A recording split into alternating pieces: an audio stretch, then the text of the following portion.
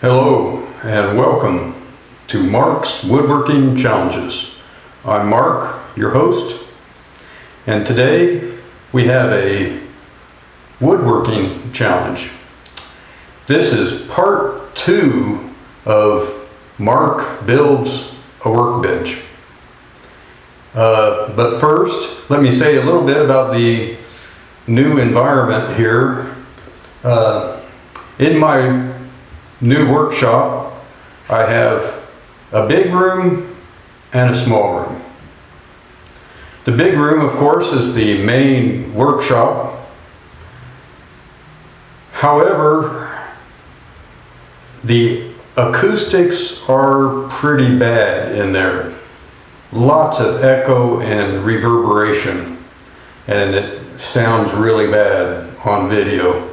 So we're trying it here in the small room and we'll see how it works, and we'll be here for the foreseeable future until I figure out what to do about the acoustics problem in the larger room. Suggestions would be welcome. Okay, so in part 1, I showed you what I had in mind for a workbench. I went through the features, and then I cut out the pieces, but I did not do a final assembly.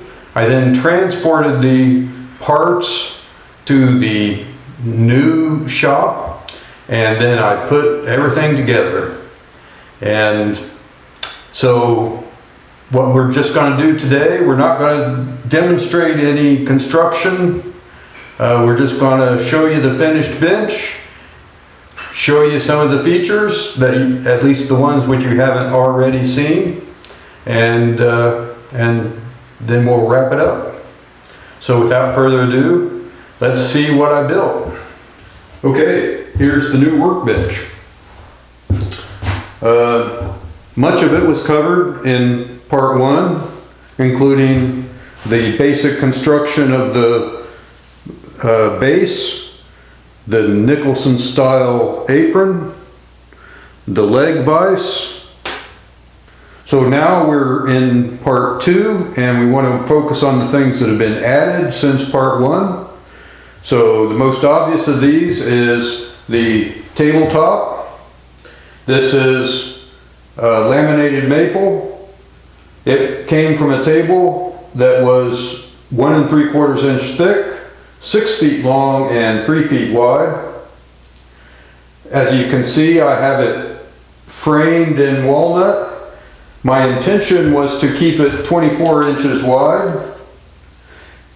You add on about 4 inches for the leg vise for about a total of about 28 inches, which means that it can go through the door that separates the small room from the main shop. So that was an important design parameter. Now, as I said, it started out as a tabletop that was 6 feet long and 3 feet wide. So to give it extra mass and rigidity, I ripped the tabletop into a piece 22 inches wide. Then you add 2 inches for each of the walnut frame pieces, and took the remaining 14 inches and folded it under and glued it to the bottom of what you see here, so that a portion of the tabletop is 3.5 inches thick, and the remainder is 1 3/4 inch thick. Had I had 4 feet of width in the old table, I would have obviously had it be 3.5 inches all the way across, but you know what they say, you have to work with what you're given. Okay, so that's the tabletop. We're going to cover the dog holes in a minute. I've now got wheels on it. That's also so that it will go through the door between the small room and the big main part of the shop. So tabletop, wheels, what else is new since part one? I guess and then we have before I go into the vise, I have added a tray to hold the accessories, some of the accessories. There's always the argument about should you make it solid or should you make it have gaps so that the sawdust can fall through. I have opted for solid. I have tried open, and the sawdust doesn't all fall through anyway, and then the only thing that falls through the tray in my other workbench is the little itty bitty parts that you then have to get down on your hands and knees and search for them. So I thought, well, I might as well only have one horizontal surface to have to look for those little boogers. Okay, so that's sort of the high level view of what's been added. Here we have it, the Rockler vise. It's quick release. It has a little dog that can be raised or lowered. We'll go into that more in just a bit. I have added a piece of walnut here, just because that was all I had available at the time. I have 2 dog holes in that piece of walnut, and I have faced the front of that walnut with leather to help avoid scratching the workpiece. The back face of the Rockler vise is built into the bench so that you have a continuous surface here to clamp things. And I made sure all of this woodwork here is not glued in at all. It can be unscrewed and removed in case I ever have to take the vise off for maintenance. That might include flattening the workbench, because it's pretty nicely flush here, and if I try to flatten the workbench, that back jaw might get in the way. Okay, so I mentioned these 2 dog holes here. A workbench is, for a hand tool woodworker, a workbench is primarily about work holding. So let's talk about that in a little bit more detail. So obviously I've already mentioned these 2 dog holes here. I think I went into in part 1 that I have opted for round dog holes. And this is an experiment for me. I used to be a die-hard proponent of square dogs in my workbench, and they are certainly, I have enjoyed the use of them in my other workbench immensely. But thought I shouldn't get too set in my ways, and I'll try round dog holes, especially since I have some of these that I bought on sale, Lee Valley bench pups. I'll also make some wooden dogs to go along with these bench pups.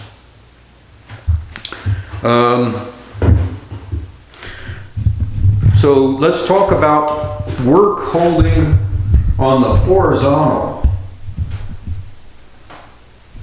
So back her off a little bit there. So what you can see is, I touched on these 2 dog holes. So I have drilled dog holes in the top of the workbench. The first 4 are at 6-inch intervals. Then you have 2 more at 12-inch intervals. And we'll go into the ones that go with the leg vise in just a minute. And so what you can do with this is,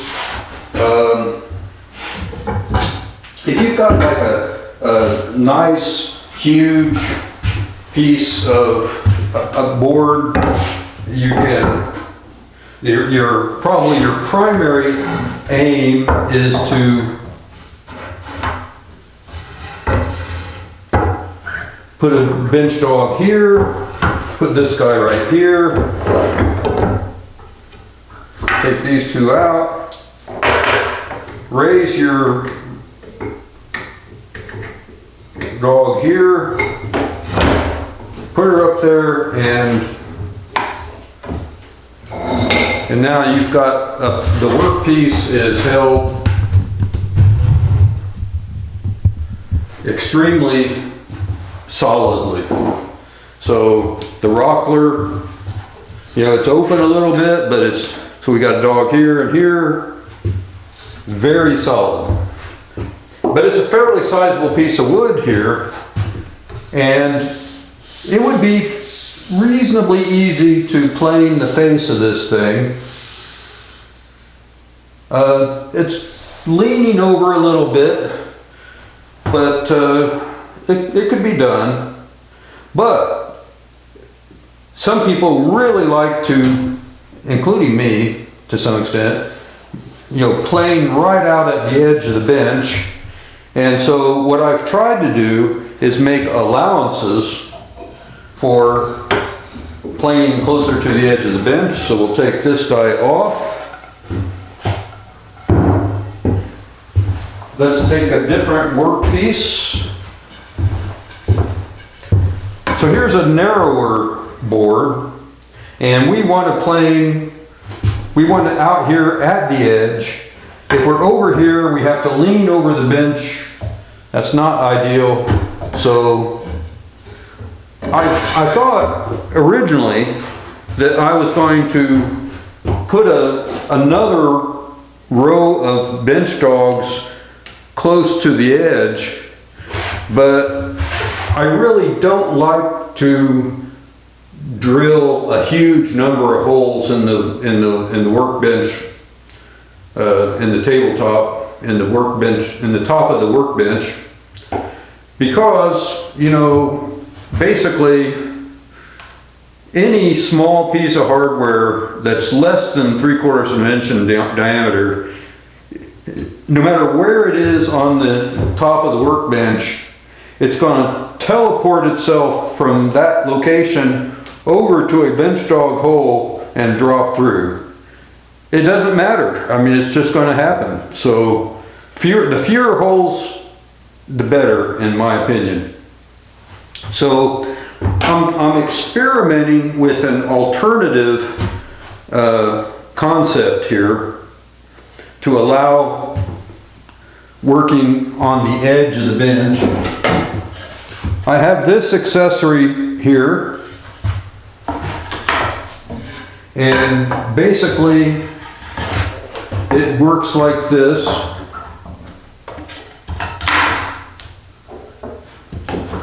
It's held there with two bench dog holes.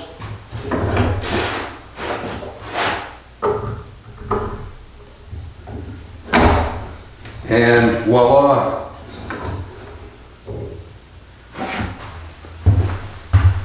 There you have it.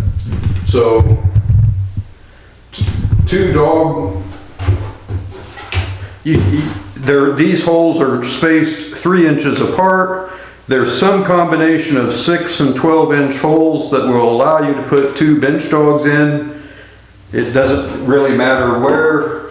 And you use the outer bench dog hole on the rockler, on the vise here.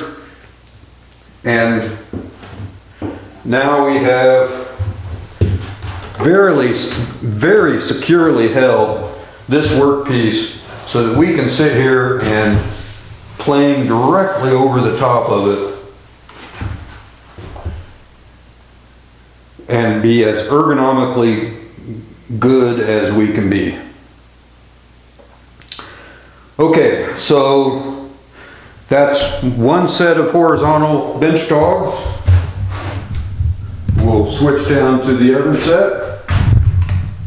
And I will frankly admit that I did not have these bench dogs on my other bench. I am not very used to doing that kind of work, but if I need to, I've got a dog hole in the top of the tail vise. So I can put a bench dog in here. Get focused in on that a little bit more. I can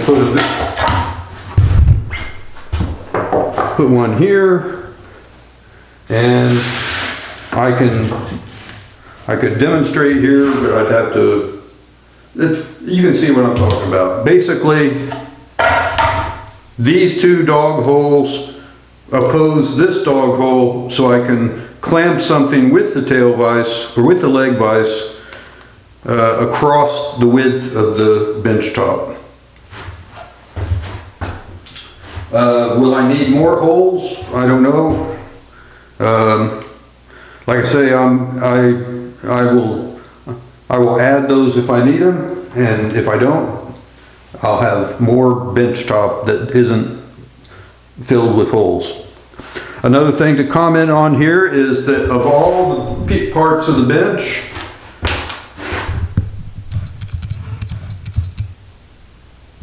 this dog does not have an opening at the bottom, and so what I've done there is carefully measured a piece of 1/2 inch dowel to make sure that this bench dog, and it's inserted in the hole and at such a depth that the dog can only go down that far. A horizontal work holding capability of a different kind is these hold downs. Typical type. These are from Gramercy. I've had them a long time and they work great. So do that. Doesn't move. Do that. Oops, do it a little more. And voila. So the hold fast together with the bench dog arrangement provides for a lot of horizontal work holding capability. Now let's talk about vertical work holding capability. You can see here that I have a board clamped in the leg vise. The easiest thing to do is to just have a 1 inch dowel here. Very solid arrangement, extremely well held. That would be what you would do most commonly if at all possible. As I mentioned in the previous video, part 1, I have many Stanley. I have 3. 203 bench clamps. They'll do the same thing. You could just put it on there.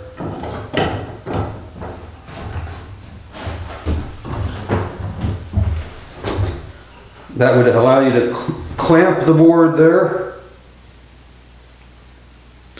Equivalent pretty much in the stability of the work holding. What you can run into though in this situation is if you're doing a relatively narrow piece of wood, you may not have, you can see that the walnut frame here is 3.5 inches thick. And so you may want to put a board in here like this, hold it with the face clamp, but you're going to be unable to clamp there But what I've done is made sort of a miniature bench jack.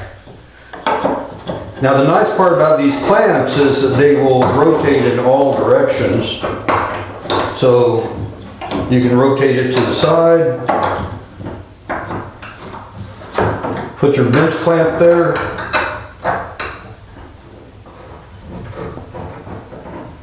Okay, very tight. Now, that work piece is held there extremely securely. I can plane along the top edge. It is not going to move. It is good to go. Okay, so that's just one way to use these devices. I'm sure I'll discover some more variations on this theme as I work with it. The last thing to point out is that the leg vise can accommodate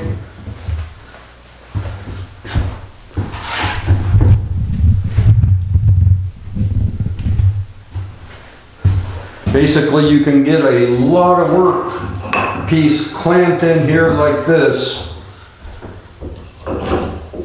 And if you want the workpiece to be held on in the vertical orientation, say a door or a frame, what have you, you've got an awful lot of clamping surface here before you run into the screw. That is why I chose to do an angled leg vise. Okay. Horizontal clamping and vertical clamping.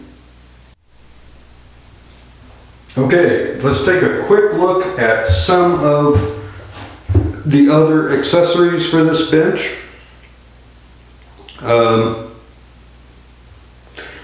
You're looking at my Moxon Vice. I'm not going to go into it in any greater detail than this. It's a Moxon Vice with the capability of doing 24 inches between the screws. In hindsight, I might have gone for something a little less because a 24-inch Moxon Vice weighs a ton, and so it is indeed a ponderous thing. Works great, I love it, but it's pretty heavy. All right, I'm going to go off camera while I take it off the bench top. Another simple accessory that's nice to have, not an absolute requirement, but here's a yoga mat. Nicely fits a 24 by 6 foot bench top. So that's to help keep the top from getting damaged too bad, especially with messy operations. A nice thing to have. I